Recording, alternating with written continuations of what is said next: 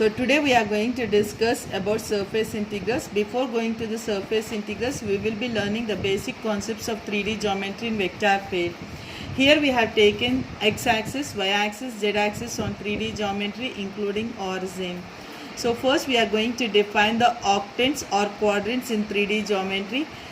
XY we have taken as the first quadrant, YZ as the second quadrant, ZX as the third quadrant. Another name for the quadrant is octant. They may be defined in the questions as lying in the first octant, means you have to understand that the question depends upon the quadrant as first, second, third.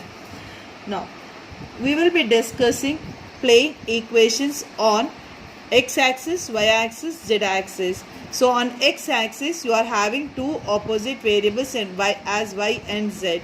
So these variables will be converted in the form of plane equation here. So we will be saying on x-axis yz is a plane where x value will be equal to 0.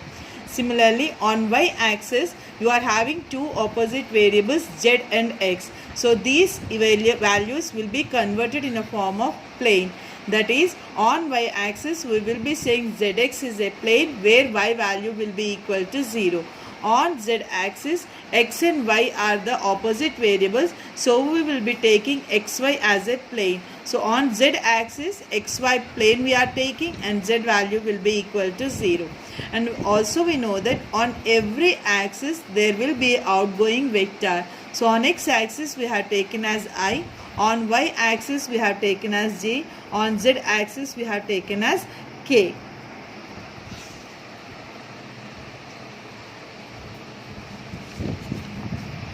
So now we will be introducing the introduction of surface integrals. Here we have to learn the four basic concepts. That is, first understand the concept of surface integral. Second, understand the difference between the double integral and surface integral. Understanding the application of surface integrals. Understanding the concepts of ds and n cap in surface integrals. So first we will be learning the definition of surface integral. A surface integral which is evaluated over the surface S is called surface integral. This surface integral we will be discussing in 3D geometry. Here we have taken 3D geometry of x-axis, y-axis, z-axis. We have taken some surface here. We have to evaluate this surface. Then this surface we call it as surface integral. So how we are going to evaluate this surface? Yes. So we are going to take it.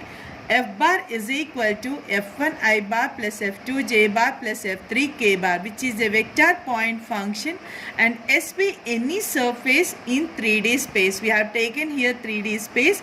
In that surface we have taken a small value as S to explain the figure. Then the surface integral is defined as surface integral S. For behind the integral we have written as S, means we are applying the double integration for the surface by using formula as surface integral F bar dot ds, or you can define as surface integral F bar dot n cap ds. F bar, it will be a vector point equation. N bar, it is a unit normal vector as we have studied as E cap. Here we are defining as N cap. ds, it is the surface depends upon the plane equation. Now we will be learning the applications of this surface integral in the 3D geometry. So here we are having the first application as flux. Flux means that you are going to apply across the surface. That flux we are going to represent as velocity of a fluid particle. Then the total outward flux of F bar across the closed surface S is given by surface integral F bar dot n cap ds. The formula will be same, just as in the line integral we have discussed the total work done. Here in the surface integral we will be discussing as flux. In the questions they will be asking directly find the flux across the surface. F bar will be given, some condition plane equation will be given. Depends upon that you are going to find out the flux here. Flux formula is also same as surface integral F bar dot n cap ds. Another application is solenoidal vector. We know that in Unit 4 we have studied about solenoidal vector, that is divergence of a vector is equal to 0 in Unit 4. Now in the surface integrals also we are having a solenoidal vector. How we are going to define? Whatever the surface integral formula we are having, surface integral f bar dot n cap ds, if this value is equal to 0, means that on simplifying your surface integrals, the value is equal to 0, then we call it as S bar is a solenoidal vector.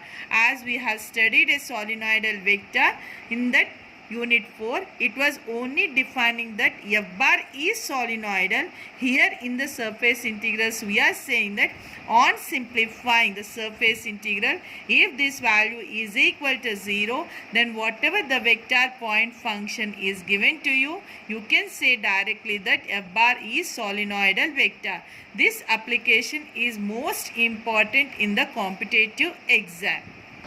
So we know that surface integral, it is given by f bar dot n cap ds. F bar, it will be given in the question as f1 I bar plus f2 j bar plus f3 k bar. Now we have to calculate n cap and ds. In that, first we are going to find out ds on 3D surface. The surface integral ds, it will be depends upon the three cases here. Surface ds, it is nothing but projection here. You are going to see the region of that projection. Either it may be on xy plane, yz plane or zx plane. How you are going to define this projection? It is divided into three cases. The first case we are saying that the surface lies in that plane. Second case, the surface is parallel to that plane. The third case is surface is neither lies nor parallel to that plane. If you are taking any surface, in that surface you are going to input the plane equation, then you say that surface lies in that plane. If you are going to take any surface and the plane equation is parallel to that surface, then you are going to say that the surface is parallel to that plane. In third case is the surface doesn't lie and the surface neither is parallel, then you say that it is the third case. So depends upon the case, the projection will be calculated here. So here the projection we have divided into three cases, that is nothing but the surface are divided into three cases here, that is on xy plane, yz plane and zx plane. We know that we have written the formula as f bar dot n cap ds. Now we are going to find out this ds value depends upon the projection of that particular plane. So ds, how we are going to define on xy plane? We have taken ds is equal to dx dy. Whatever the plane we have taken, that plane we are going to convert in the form of derivatives as dx dy divided by modulus of n cap dot k bar. On xy plane, the value of axis is z. So on z axis we are having k bar is the outgoing vector. So we have taken on xy plane, the projection of the surface will be defined as ds is equal to dx dy divided by modulus of n cap dot k cap. We will be defining n cap in the next line. Next, moving to the yz plane. We have taken yz plane. Again the surface will be divided in form of derivatives of yz. So we will be writing as yz as dy dz. So the formula for yz, it will be on x-axis. On x-axis we will be taken as I is the outgoing vector. So we will be writing as ds is equal to dy dz divided by modulus of n cap I bar.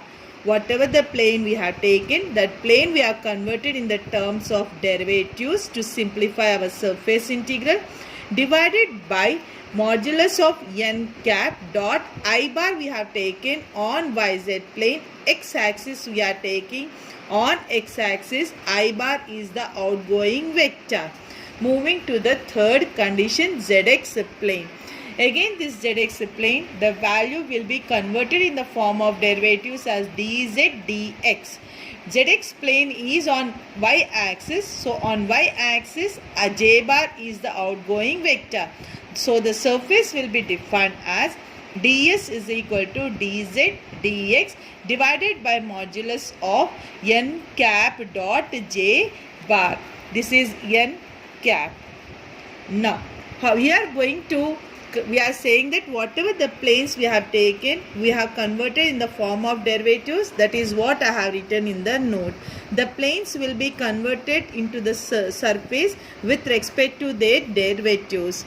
N cap, it is a unit normal vector of a surface. In the fourth unit, you have calculated E cap.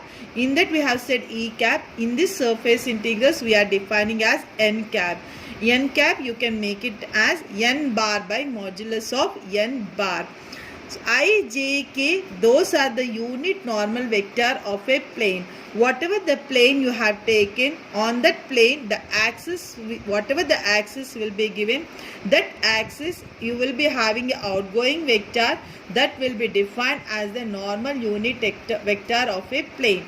Now in the formula we are having f bar n cap ds. F bar we said it will be given, ds we have just explained, n cap now we are going to explain. N cap we said that it is a unit normal vector. Again depends upon the questions, n cap will be defined here. So n cap we are taken as normal unit vector. Outward we are saying means on x axis I bar, on y axis j bar, on z axis k bar, to the surface of 3D surface. On 3D surfaces already we have given x, y, z with respect to I, j, k. But according to the question, depends upon your question, n bar will be converted here. So first case we have taken, if 3D surface lies in any plane, means if any plane equation is given and it is saying that it is lying in any of the quadrant, then depends upon the quadrant, you are going to make it the plane equation. Then you are going to see that plane equation lies in any axis. On that axis, whatever the outgoing vector is given, you will be taking as n cap here. Moving to the second case, if 3D surface is parallel to that plane, for lies and parallel, for both the condition, means for A bit and B bit, for both the conditions, n cap will be normal. Moving to the third case, if you are saying that it is neither the plane equation nor the parallel to the surface, means the plane equation doesn't lie or it is not parallel to the surface, you will be applying n cap is equal to del dot pi by modulus of del dot pi. Generally, instead of saying all these three cases, simply remember that depends upon the question. If plane equation is given, you calculate E cap. If the question is given in the form of cube or cuboid, we will be discussing in the working procedure of that cube or cuboid.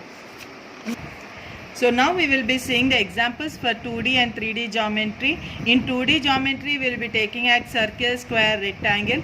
In 3D geometry, the circle will be given as sphere, square will be given as cube, rectangle will be given as cuboid. Now we will be seeing the differences between surface integrals and the double integrals. Double integrals, it will be given directly on 2D geometry like triangle, square, rectangle, if two parabolas or one parabola, one line equation. Surface integrals will be completely like sphere, cube, cuboid. Now surface we will be defining on 3D geometry, plane we will be defining on 2D geometry. Remember that projection is nothing but shadow of that plane on the